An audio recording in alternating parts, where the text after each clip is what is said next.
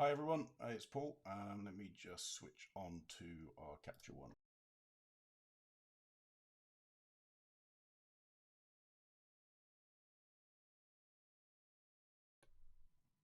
That was weird. So I am here. For some reason the mic died. Hopefully everyone can hear me. However, there's a couple of ground rules that I need to start with just so that people can understand some of the limitations. Because of obviously the situation where half of the world is working from home, we've got about a 15-second delay between what I'm recording and what you see on your screen. So that's fine. What that means is when you put a comment on, it may take a couple of seconds just for me to be able to see it, just in case there's anything that you want to talk about while we're editing things. Secondly, these are designed to be relatively small groups that we're going to try and do this to. So we're hoping that people are going to start submitting stuff, submitting images, and then we're going to walk through and edit them. So let's get started, I guess. The first thing we want to just cover is the fact that Capture One is obviously not used by everyone. Some people are still using Lightroom. For the people that aren't still using Lightroom and they've moved on, then great. For those that are,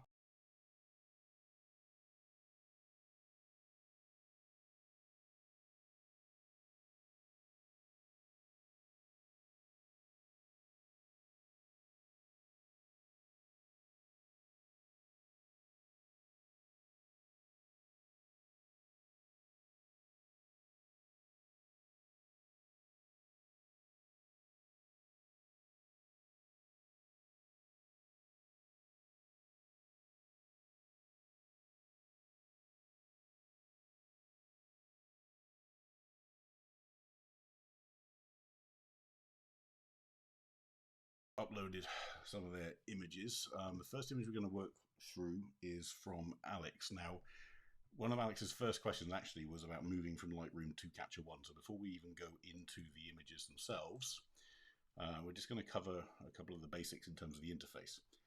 So the interface for Capture One will look relatively familiar. There's a browser on the right-hand side. You've got libraries and folders on the left-hand side with all the adjustments, and then we've got our main image editing pane.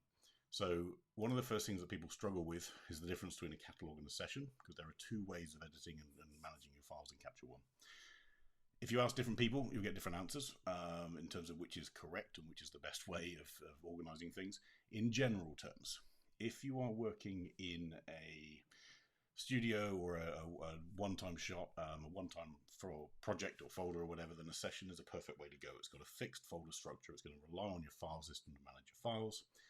You've got all of the editing capabilities that you have in a catalog, but it's a regimented way of working through your inputs, your selects, your outputs, and then processing.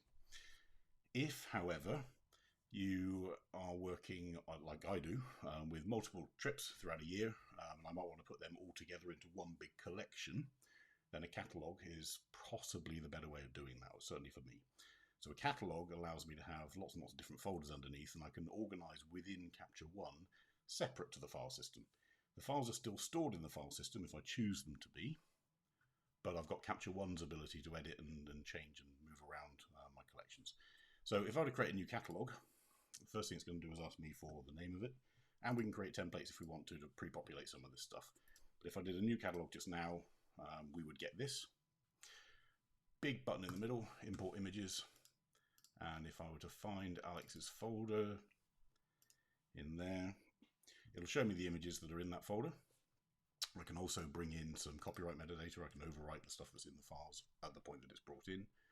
We can implement adjustments. We'll cover that over the next couple of weeks. We've got obviously all the file information. When I click on one of these, it'll tell me a bit more about it.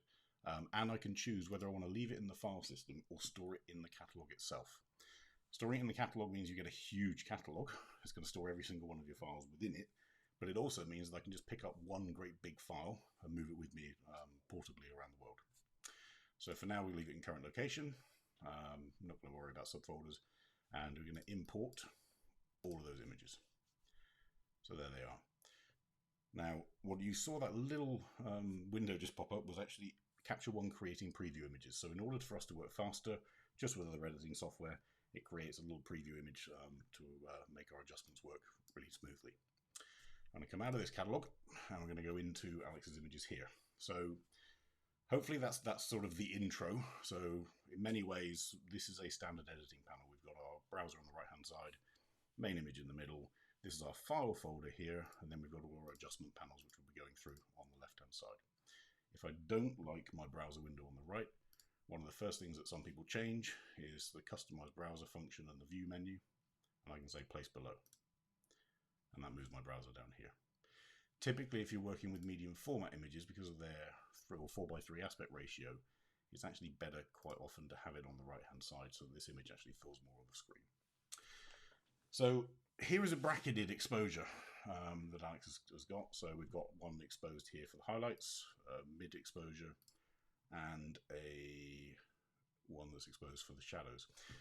One of the things that happened in Capture 120 is, oh, I've just got a note, so having some volume problems. Let me just alter a little bit of volume, so hopefully this might be a bit better. If that's really loud for everyone else, then really sorry. We might need to turn your volume down, but it's better to be too loud than too quiet. Hi, Ilona from Melbourne. Cool. We're editing one of your images in a minute. So let's have a look at these 3 images. So typically, these would be a bracketed exposure to be joined in HDR. One of the things that came in Capture 120 was a vast improvement in the HDR function within the tool. So what we don't mean is the traditional HDR of take the highlights from the shadows, take the midtones of the base exposure, and take the shadows from the overexposed frame. What we mean in Capture 1 terms, under this little histogram button on the top left, is recovery of the dynamic range of the camera. So if we're shooting in RAW, typically the camera is actually recording more information than we're seeing in the flat file. So as a perfect example, even though this area here in the sky looks quite blown out, it's quite bright, if I were to pull the exposure down, we can see all of this detail here. But it's also had the effect of darkening all these shadows. Likewise, in the shadow area here, if I pull the exposure up, whoa, there's loads of detail in here, but now I've blown out all of the highlights. So that's our first tool that we're going to cover today, is the High Dynamic Range tool, because what we can do with that tool is recover highlights and shadows and blacks and whites separately so that we're not affecting the other when we do so.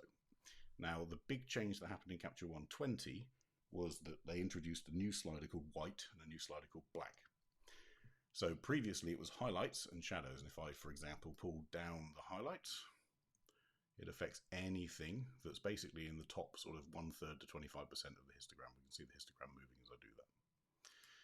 If I pull down the shadows, or pull up the shadows, sorry, again, same applies. So it's affecting the shadows, it's affecting the bottom 25 to 30% of the image, but it's not affecting the highlights. But now with the white slider, I can be more specific. So I can only pull down maybe the top 10% of the histogram. So that's only affecting the very brightest parts of the sky without affecting all the highlights in the rest of the image. And likewise with blacks. So if I pull the black up, then it's only affecting the bottom, let's say 10% of the image. Now, why that's important is because typically when we were blending these 3 images together, we would take the highlights from the shadow or from the underexposed exposure.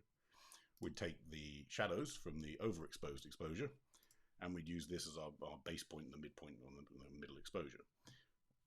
As long as your camera's got enough dynamic range capability, which frankly most modern cameras do, we can now do a lot of this with one image. We can do it with one frame. So on this exposure here, this is our midpoint exposure, we've actually shown in our exposure, we've got all this detail in here, nothing's actually blown out. So I could actually recover an awful lot of these highlights without having to worry about going to our shadow exposure. Likewise, if I blow up everything here, we've got all this detail here inside without having to rely on our overexposed image to pull that in. And that gives us lots of benefit because as people that have blended images will know, as you try and join 3 images together, little quirks happen. For example, these palm trees will move in the wind. So as we join the 3 together and try and blend them, there's always a little bit of let's say, massaging we have to do with some of the items in the image. It also tends to look very cartoony. Now we can do that with one image as well. We can make this look hideous. So let's put our highlights and our shadows up and our whites down and our blacks up. And then we've got our horrendous Instagrammy, HDR over-processed, horrible goop. So we try and be a bit more subtle than that. Let's just replace all of these back to 0. And on this image, for sure, I want to pull down the highlights. But I actually don't want this one to pull down either. So if I were to pull down the highlights, I'm also affecting this table down here. Don't really want to do that because I like the fact that this is illuminating this area. So here's our next little tool in Capture One. I can apply a new layer. I'm going to call this one Sky. And we're actually going to go into a relatively advanced thing straight off the bat here in Capture One, which is around luma masks. So with our new layer here, I'm going to click on this icon here, which gives me a gradient mask. And I'm going to draw a gradient over the sky. I'm just going to move that gradient there. So that red mask is telling us, if I turn the mask on permanently, this is going to be affected 100%. This line here is our 0% line, and this line here is halfway. So there's our blend of what's going to be affected by this adjustment layer and what's not. I can actually change this gradient, but for now we'll just leave it as it is at 50%. So on the sky, turn the mask off. So we press M in Capture One to do that, or you can actually do it through the setting here. So with the sky, we're going to pull our highlights in. So that brings our sky back really, really nicely. And actually with this mask as well, what we could do is even cool down the sky, because this is obviously an evening scene. So why don't we get some difference here between what's going on in the sky and this lovely warm tone inside the presumably hotel restaurant. So I'm just going to adjust our white balance independently now in the sky. But here's a really cool thing we can now do with Capture One. If I click on this thing here called Luma Range, remember I said I only wanted to really affect the highlights. Well, some of these parts of this building are shadows that also jut out into that gradient. So if I click on Display Mask, I've now got a function in here with this Luma Range of determining not just this gradient, but also the bits of the gradient that I want to affect by adjusting the slider. So this slider goes from dark at the left-hand side all the way to white at the right-hand side. So 255 level versus 0 level. And this ramp here tells us which parts of the image we're affecting. So I want to affect everything that's a highlight all the way up there. But I don't want to affect any of these areas here, because you've noticed I've changed the white balance as well. So not only am I affecting the highlights in high dynamic range, I've also changed the white balance to be cooler. Well, I don't want half of this building to be cool and half of it to be warm. So I want to separate the shadows. So with this Luma range, I can now drag this slider and say, I don't want you to affect any of the dark parts of the image. And if you look at what's happening on the image as I do that, the red is slowly disappearing from all of those dark areas in the building. Now there's some transition lines here between the light areas and the dark areas. This ramp thing here, this fall off, will actually give us a smoother transition. So what that's now going to do, if I apply that, any changes I now make, let's go a little bit wacky, let's change the tint completely, will only apply to the sky area. It's not having any effect on the dark areas of the image, on any of these areas here that Luma mask is ignoring. So this area here in the histogram. So if you imagine this is the histogram, we're saying not only do I only want to affect the top part down to here, but I also, on the histogram, only want to affect the top 50%, so the brightest 50% of the image, and then slowly taper off to about the bottom 25%. So that gives us a neat way of controlling not only the brightness of an area, but also white balance. We can change our clarity on that. So clarity is the same as you see in other editing tools. It's a mid-tone adjustment, so we can make that pop a bit more or smooth it out. But now I've got the ability, as a result of that mask, to say, well, actually, in my background, I want to warm this up a little bit.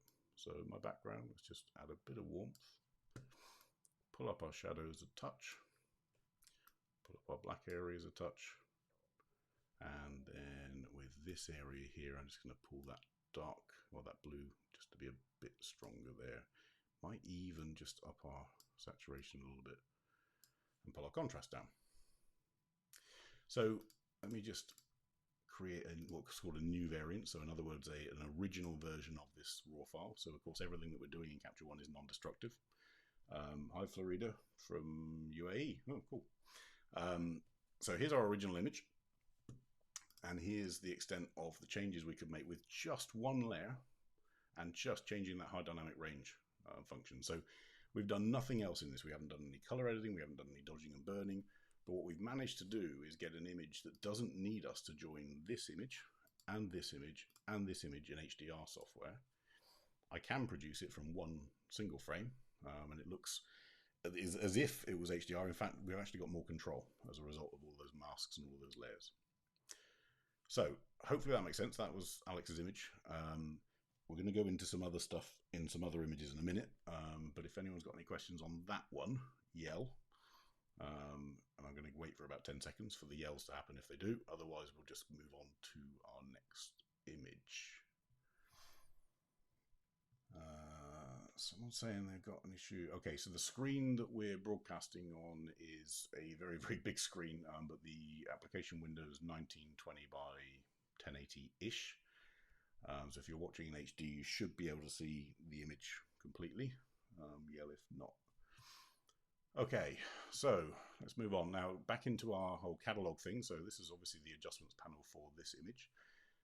We'll cover some of the export stuff later on, but every time I create a new version of the image, I can also either create a new variant, which is take away all of the edits that I've made and go back to as it was, or I can clone it. So if I clone it, it's going to create me another version of this same image. So I've got my original image here, the cloned image, and another copy of the cloned image. So I could take these adjustments, and if I wanted to maybe on this one undo a little bit of the toning in the sky, I could do that. I could also maybe on our background layer. So remember, the layer that I've selected here is where the effect is going to be applied to. So if I wanted to change the whole image, I've got to go to our background layer. So on our background layer, if I wanted to brighten the whole image there. So that's taken these base adjustments, and now I've got another variant, which I can work on.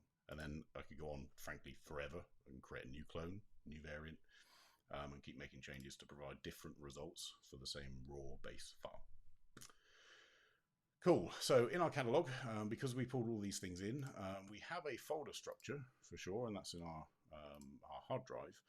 But within the catalog itself, you've got these catalog collections up here on the left-hand side in the top.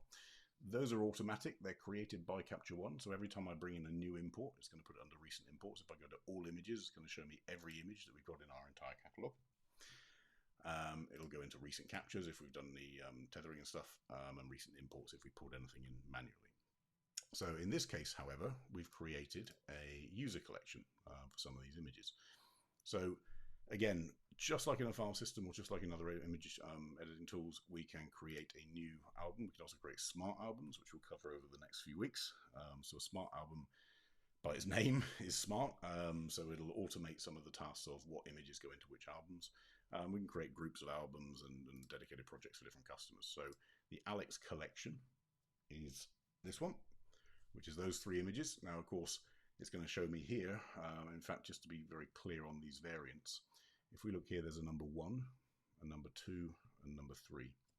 These are because these are all connected. They're all variants of the same raw file. So this gives me a clue to say, well, this is the number 1, the number 2, and number 3 of this raw file. Okay, so let's move down onto David. So David's image, there's a couple of things here. This is a perfect image. Thank you, David, for talking about crop tool. So again, in Capture 120, a couple of things were changed when it came to cropping. One of the bits of feedback that the guys at Capture One had was that the crop tool was a little bit unintuitive compared to some other tools. So they've basically changed it to be more intuitive. So let's go into it. The first thing is the crop tool is this one on the top. You can also access it through the menu system, or you can use the shortcut keys. But if I hold the mouse button down, I've got these aspect ratios, and this is something that a lot of people miss. So on those aspect ratios, obviously, if I go to original, it's going to stick to whatever the camera was recording. So as I move, just like you'd expect, that top left-hand handle, as I move it down and along, no matter what I do, it's going to keep to that aspect ratio of, this is 3:2. I can say unconstrained, and it will play in whatever aspect that I choose. If I hold down my shift key in unconstrained, it will keep to whatever aspect ratio is currently selected. So just to explain, if I were to unconstrain it and do this aspect ratio, now as I hold down the shift key and drag, it's not going to let me change from that aspect ratio. The second I let go of the shift key, I can do whatever I want again. It's unconstrained. In this particular case, actually I want it to be a 4:3 ratio. And the reason is because we're actually slightly off center here. Let me just clear that crop. So in terms of the centering of this image, what's really handy with the crop tool is we've got our nice little thirds lined up as a grid as I'm moving it. And if we look at those letters, STOP in reverse, we'd expect the T and the O to be dead center if we're going to do this sort of a shot. So effectively, and unfortunately it's not always possible to get it exactly in the center, and sometimes, as is actually the case in here, the people writing the letters didn't put it in the middle of the road. So in this case, I'm going to use our 4:3 aspect ratio because I want to keep this height. I want to keep all this background of the city. But if I switch to 3:4, I know that my output is going to be fixed to that aspect ratio. So it's a standard aspect ratio for print. Now, if I drag that top corner in, I can see my little grid lines are telling me that actually I've got the S, T, O, and P right in the center of the image. So if I let go, historically in Capture One, one of the things that people struggled to get their head around was the fact that in order to apply the crop, you had to choose a different tool. All that's happened in Capture 120, the irony is people said, why can't I just press the Enter key or press the Return key on my keyboard to make the crop happen? Now you can. If I hit Enter, that happens. What the Enter key is actually doing, though, if you look in the top, is it's changing from the crop tool. Let's just make a change to the hand tool. So what it's actually doing is it's moving us into our pan mode, but effectively that applies the crop, and that was all we wanted it to do. So from now on, if you change your crop, hit the Enter key, and you'll get stuck in that crop and ready to edit again. So on this scene, we could have a little bit of fun with some black and white styles. We'll have a look at that in a second. But certainly we need a bit more grit into it, and that's exactly what our clarity tool is for. So if I scroll down here on the left-hand side, you'll notice that our tools actually split into two sections in Capture One, and this is a new thing for 20 as well. So before, you'd have all of these tools scrolling up and down the left-hand side. You could go on forever. You keep going and going and going, and you try and find the tool that you were looking for. Quite often it was then actually on a different tab because you'd set up your workspace differently. Remember that you can decide what's on these tabs. If I right-click up here, I can add any of the tools into any of the tabs. But now with the tools, what I can also do is I can say, oops, that I want to move the tool to what's called the pinned area, which is up here. So I can make this tool fixed, and it means that as I scroll, the white balance, for example, will always stay. So now my scroll point has moved. And I can move these around. So I can say, actually, I want exposure underneath high dynamic range. Fine. And I can move it back if I want to the scrollable area. So my entire workspace is completely customizable. I can move this one as well to the scrollable area. So now we're back to where we were. In fact, the only thing I've done by accident is move my white balance to the bottom. So all of these drag and drop. I can change whatever I want on any of these tabs, and I can set up my workspace how I choose to have it running.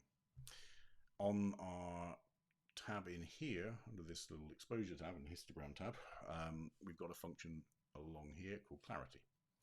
So there are different modes of clarity. Personally, on Classic, we used to work perfectly fine for many, many years. A few versions ago, Capture One put in natural as a clarity option. To be honest, I haven't found a more natural version of clarity out there. So stick with this if you can. Clarity effectively is a mid-tone enhancement. So it ignores the bright areas, it ignores the dark areas. It says to all the stuff that's in the middle, the stuff that's grey, are you brighter or darker than your neighbour effectively? So it brings up grit. If I put it to the maximum just to show you. So let's undo that. You see all this grey area here that's a bit mushy. Not much detail in it. If I pull up our clarity to 100%, look at all that grit and everything that's come up. So effectively it's enhancing the stuff that's a bit blah in an image. Now the stuff that's a bit blah is really nice if you've got a nice wispy sky and all that sort of stuff. But if I'm doing a city and I want things to pop and I want tarmac to show all the detail and I want all the structure in the walls and all the brickwork and everything like that, And clarity is a great way of adding some of that. And you'll see actually out here in this brickwork on the right hand side. So if I leave that as it is, you can see it's slowly falling off into the bokeh. As I increase the clarity, you see how much this is popping. Now, if you push clarity too much, you get two things. Number one, it looks fake. Number two, what you'll find is on high contrast lines, let's try and see if I can find one, although the focus doesn't help here. Maybe we'll look at it on a different image, but on high contrast lines, what you can find is something called a halo effect, where there's a white line around our details. We don't want that. Typically, you don't really want to be pushing clarity more than about 35 to 40 on this scale out of 100. But that just gives us a bit more grit into this scene. Now, another little tweak with the latest versions of Capture One is the fact that we don't get stuck with vignetting. So vignetting was always a problem for a lot of people because it's fixed in the middle. You could choose to either be circular on the crop, or elliptic on the crop. But it was always in the middle. Now, I'd like a little bit of a vignette in this scene, but if I put it in the middle, I sort of get this weird darkening in the corners down here, which I don't really like. So in the recent versions of Capture One, we've got this new tool here, which is the Radiant mask, or the Radial gradient mask. So let's create a new layer, and we'll call it Vignette, because actually it is a vignette. It's just not going to be in the center. So we are not going to use this vignetting tool down here. Instead, we're using the gradient mask, which has a radial effect. So the radial gradient mask and the linear gradient mask are next to each other. I'm going to turn the mask on by pressing M so you can see while I'm drawing it. So instead of drawing from the center, which is effectively what the vignette tool does in the bottom left, I'm going to draw from down here. And there's our mask here. I actually want to expand it up here. And you see the feathering that's going on in here. I can make this transition really harsh. So that's almost like a red line. So remember, just like before, the red area is going to be applied 100%. The transparent area is going to be applied 0%. This is our transition. Also, I can rotate this vignette or the gradient. We're going to leave it relatively steady. And because I don't want a line across, so let's actually turn this off so we can see what's going to happen. If I were to turn the exposure all the way down, where do I move my exposure tool to? Must be careful showing that in future because I moved everything around. Okay, so remembering that red area is going to have the effect applied to it and the transparent area not. If I pull the exposure down, I get this really harsh line down here, which is the opposite of what I want. I want it to be smooth. So with our mask, I can feather it more by making this inner circle as small as can be. And we can also make the outer circle as far away from it as can be. Now, this is too much, obviously. So with our exposure, I'm just going to pull this down, back up to about there. I actually kind of want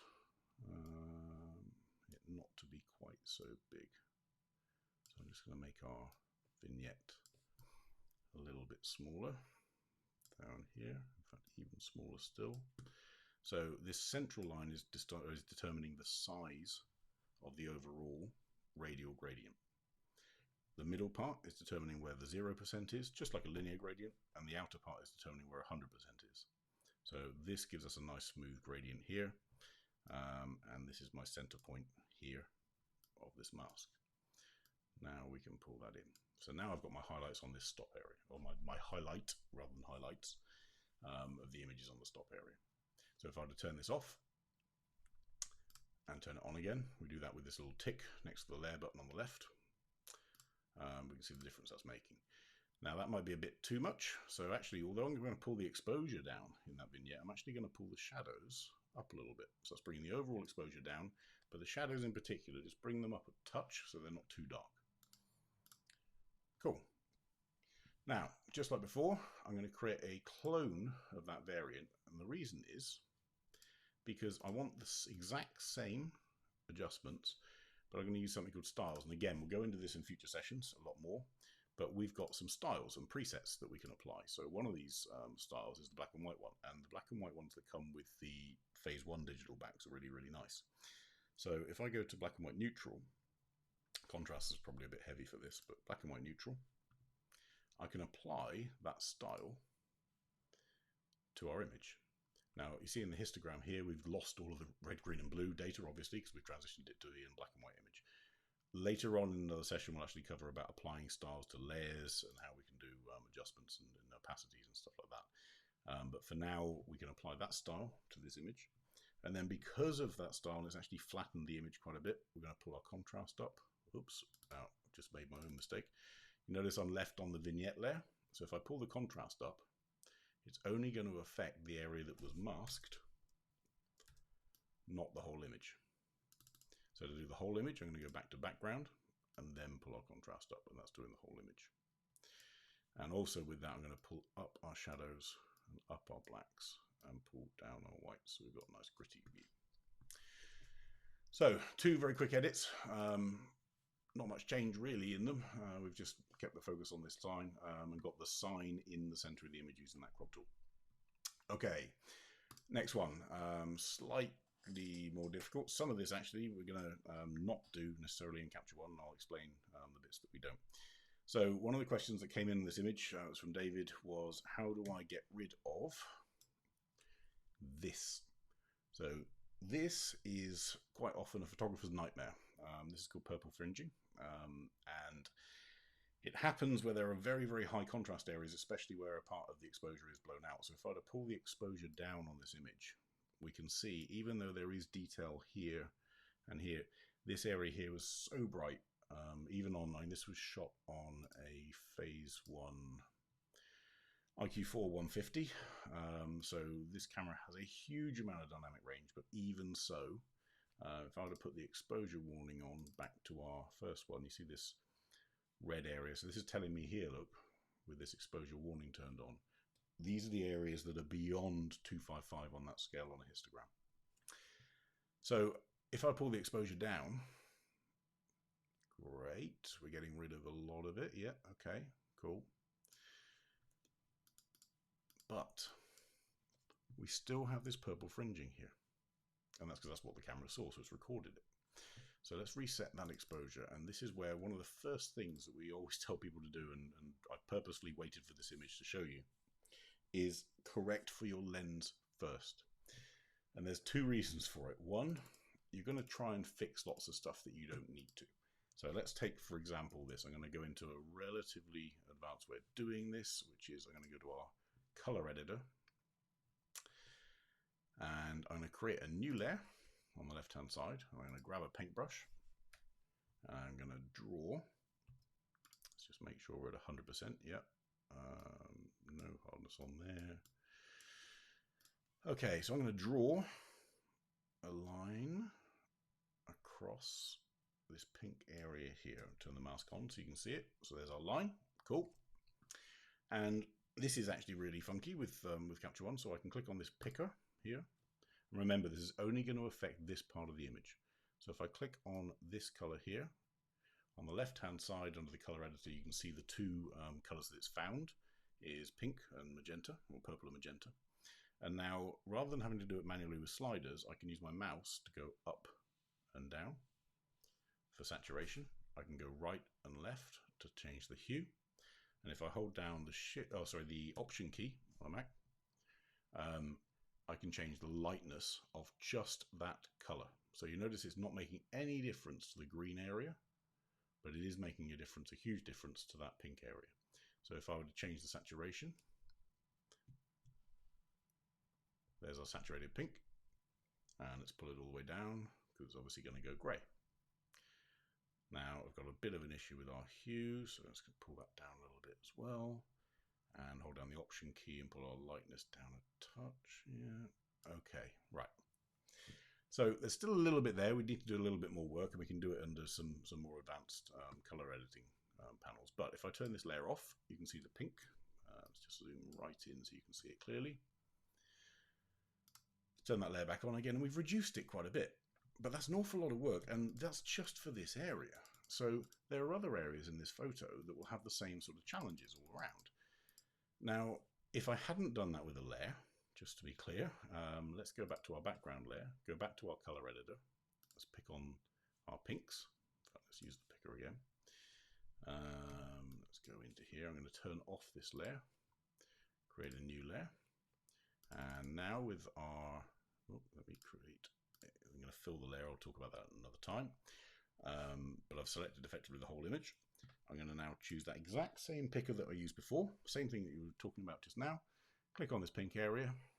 It's selected the pink on the bottom left under the color editor, and I'm going to pull down the saturation almost to grey, pull down our hue a little bit, and pull down the lightness. Okay, it's got rid of most of the pink, cool. But look, we've also affected her dress. Because without that mask that I drew, if I turn our mask on, this is affecting the whole image. Whereas the mask that I drew is only affecting this area. So when we're using the color editor, it's really important that we actually mask out the areas that we want and then apply those edits to the colors only in that area rather than the whole image. Otherwise, we end up losing the one thing that was one of the main focus points or focal points of the image. But all that's, as I say, said and done, that's an awful lot of work to get rid of this fringing. Whereas, let's just turn these two off. Let's go back to our standard background image. Under our lens profile, lens correction. So on a phase 1 camera, it will pull in automatically the lens that was used. On some cameras, it will as well. On others, you've actually got to choose the exact lens that was in use. So in this case, it's a Schneider Kreuznak, really, really nice lens. I'm going to turn on diffraction correction. This lens at 3.2 isn't going to have much diffraction, but it's almost become habit for me. But here's the important part, this section here called purple fringing. And I can defringe this area completely.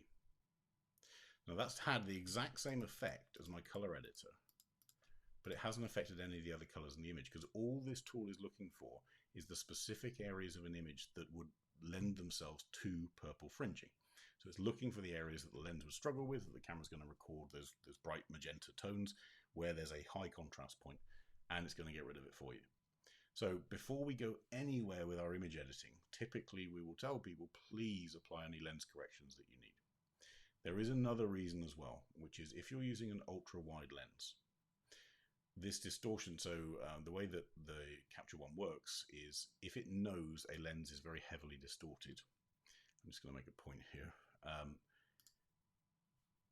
it will try and correct for that distortion as it's loaded in. This particular lens, 80mm, isn't going to be distorted. I know that it's as straight as you can get. However, if we're using an ultra-wide lens and you're getting those slight sort of curves at the edges, using the distortion correction before you start cropping is really important. Otherwise, you're going to be cropping stuff that you might not need to, or you're not going to be cropping things that are actually going to go in the final image when you apply those straight lines. So with this set, there is another challenge with this image. So the image is really nice, really cool. We've got our woman in the background looking. I want the colors to pop a little bit. So I'm just going to make a couple of little color changes on our background layer. So I'm going to pull up our clarity a touch. I don't want to do it too much because while it's great on buildings and stuff like that, and actually some of the texture in her hands, typically humans don't like all the details and pores and everything in their face coming out. So we're going to pull our clarity up a touch, but not too much. And we're also going to increase a little bit our saturation. Now, remember when I pulled the exposure down, we saw there's a lot more detail in the background. Look, so if I go back to 0 here, we can't see what this stuff is. But going back to what I was saying earlier about HDR images, the camera recorded a lot more data than actually you can see in this flat exposure. So if I pull that exposure down, look at all that detail. So we've got all of that brickwork, all of it, there's a rag or something, or a sheet hanging out to dry. But I don't want to pull it down across the whole image because I lose all the subject. So let's leave the exposure where it was, but instead pull down our whites and our highlights and look at the difference.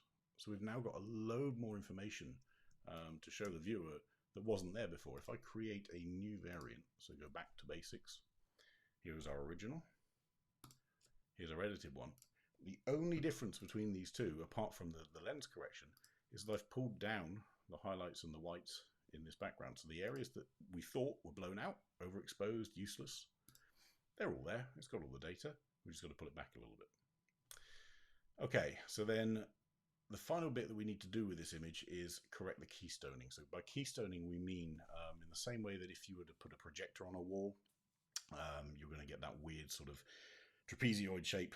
It's not completely straight on the edges, and you've got to correct for it on a projector. In the same way that if we look up or down at anything that's a straight line, it tends to either converge or diverge depending on the position that you're at.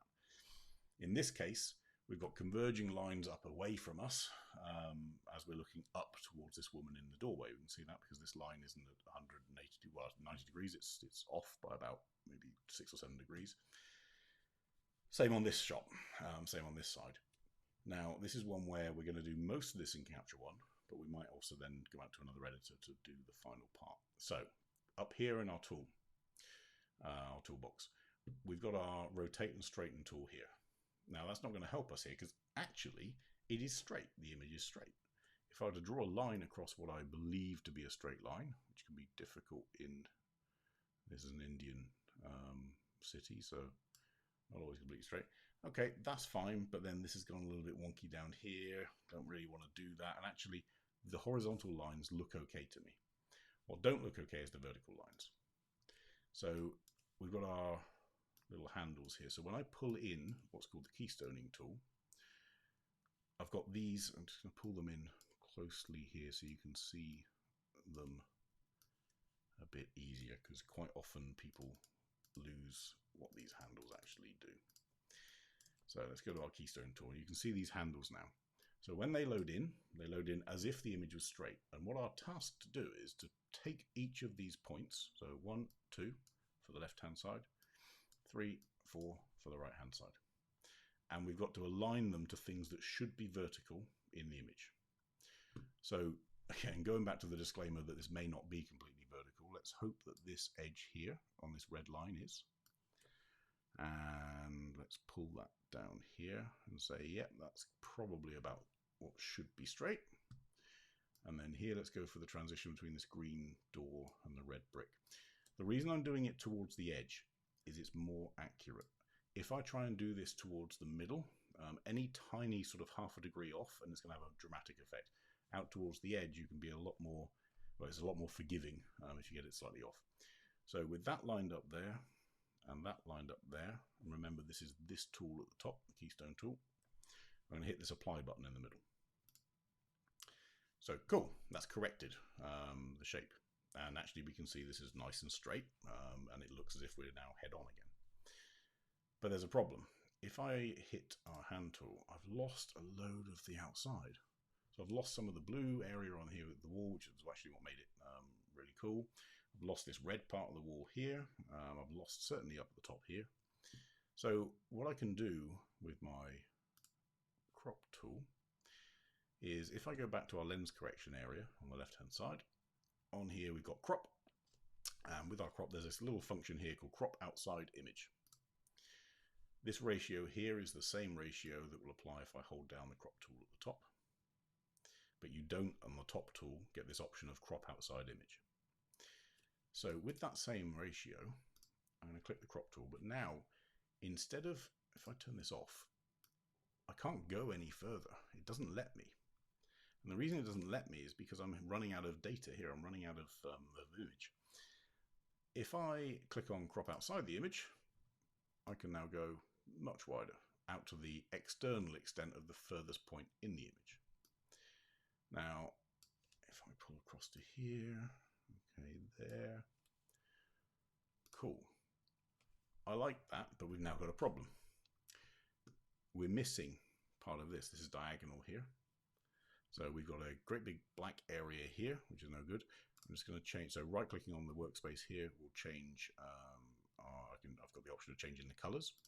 So if I change this to white, maybe it's a bit, it's more difficult to see.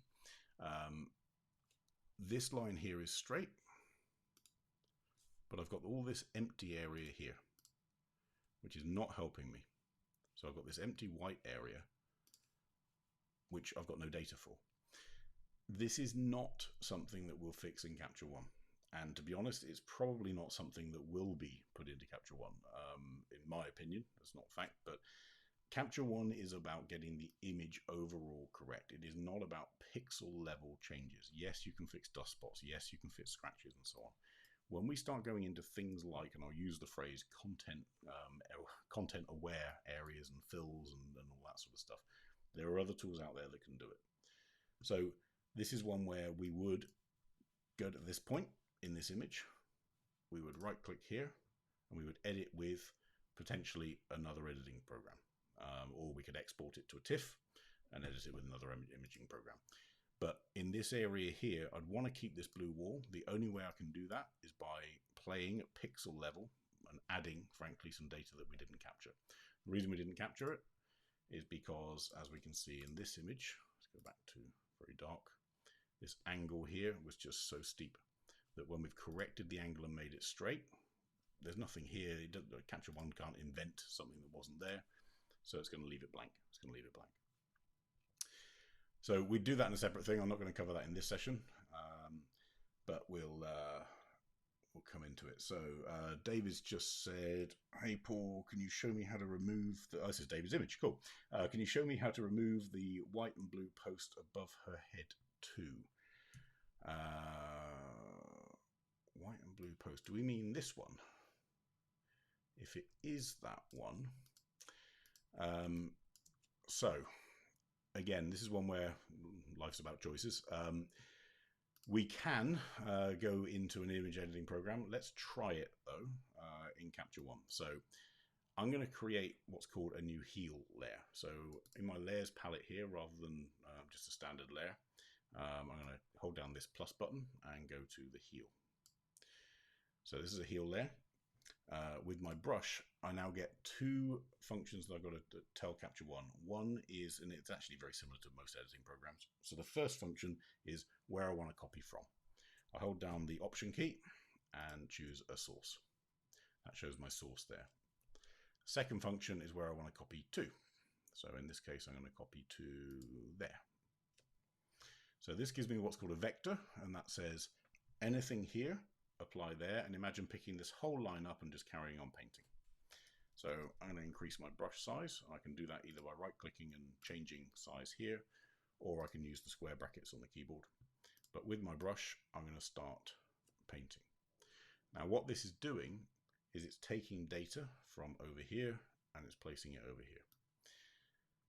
I would say in this particular image, because of this angle of the door in the background, the healing brush is going to start to struggle in Capture One. And we would end up having to heal on top of heal, on top of heal, on top of heal. This is one where there are some other tools. So for instance, if we put it into Photoshop or Affinity or whatever, we could do this again at a much more detailed pixel level. And what I'll probably do, David, to be honest, is do that later on, send you a copy of it across. But you can see, this isn't going to be perfect here. This is a little bit ropey here. We've got to do some work to make this correct. But if I turn that heel layer off and on again, we've got rid of it. We've just got to get rid of this bit as well. I can, for example, let's put a new clone layer in. So healing is almost like an intelligent clone. Clone says, take whatever is here and paint it there. But of course, I've got the pillar where it was in the first place. Let's maybe try and take a clone bit of here and paste it there. What do we get? And it starts to look better, but it's still a bit messy. Still a little bit messy. But with those layers here, the heal and the clone layer, very quickly I can get to a point where I've only got some tidying up to do in another application. So what we'll typically try and do is get most of the edits done at the picture level in Capture One, take it out into the pixel level editing, and then bring it back into round trip, back into Capture One, because we could smooth this out very quickly in another tool. Capture One's going to take a long time to do the same task. So when we're editing at a picture level, no problem, use Capture One's tools as much as you can. When we're talking about individual pixel level changes, sometimes there are better tools for the job. Okay. So we'll come back to that one, David, separately, and I'll catch up with you on it. Ilona sent me this picture in, and the question was, in general, what could we do with this shot? Just to sort of, I guess, brighten it up and liven it up a little bit. So first things first, like I've just talked through, lens corrections. Let's automatically pull in as it has done, the profile for it. I haven't had to do that. It's recognized that's the lens. We're going to put on some diffraction correction. If 5.6, probably don't need it, but it's not going to do any harm at this point. Is there any fringing that we need to worry about? A little bit. Let's just pull that up. That might help us a bit.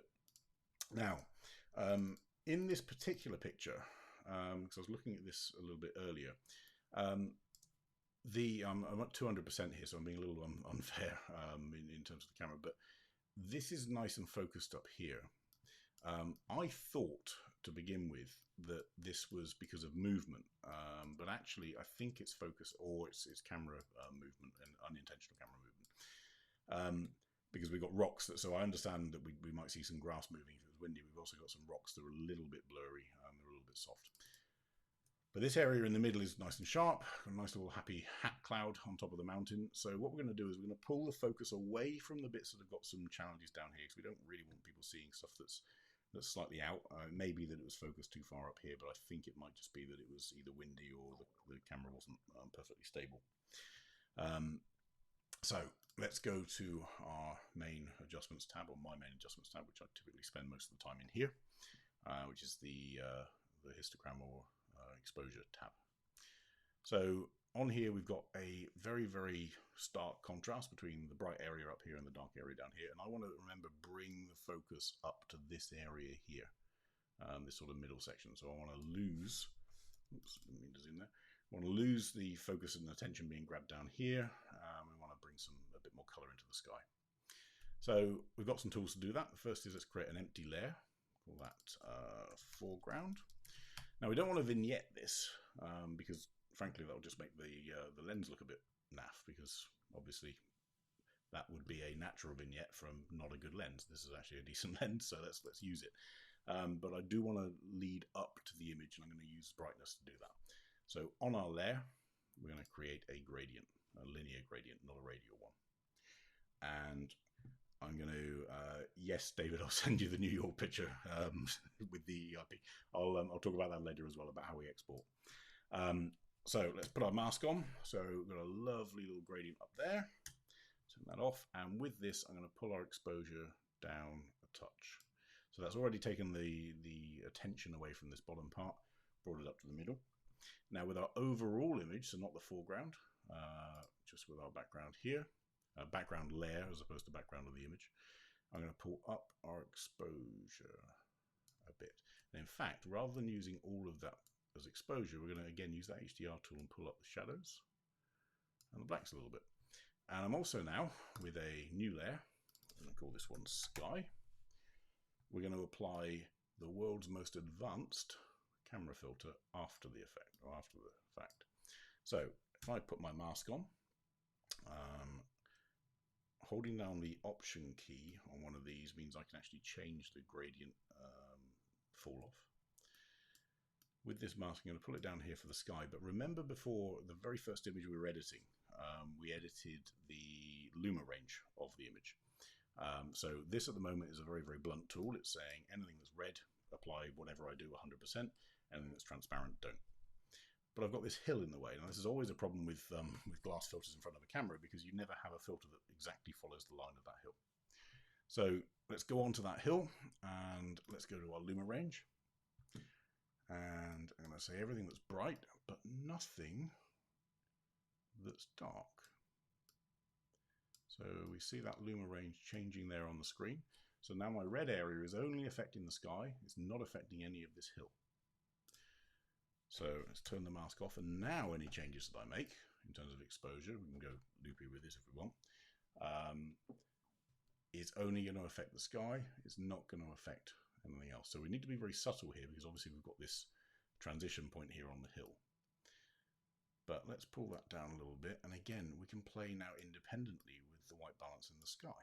So if we wanted to warm the sky up, we can. You've got to be careful that you're not warming up the sky to a way that it doesn't match the foreground and the light that's in the rest of the scene. So typically if you're doing white balance changes, you do it on the whole image using the background. But in this case, let's just reset those. I just want to add a little bit of color to it. So let's add our saturation onto the sky.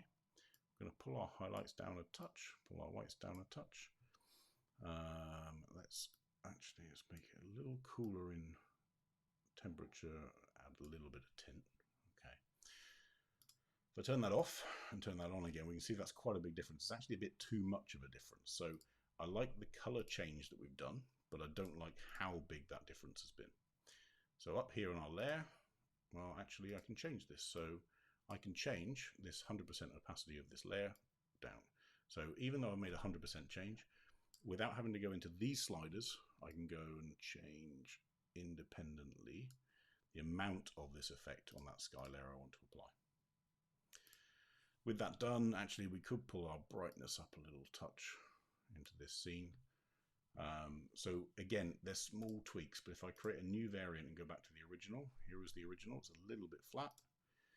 Here's our new one, pops a little bit more. Let's go into our background layer and just add a bit of clarity in there as well. Again, not too much, we don't want any halos or anything appearing. I'm going to pull up our saturation overall as well. So, original through to the final. If I hold down the command key on a Mac, I can see them two side by side in there. So, Ilona, hopefully that helps.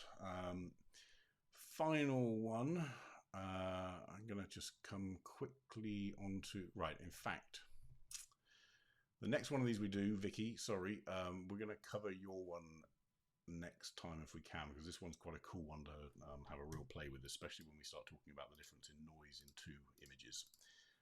So hopefully that works. David's just asked, could we use the color editor in the sky? Absolutely, yes, you can. And in fact, there's a more advanced tool as well for that, which, funnily enough, is called the skin tone editor.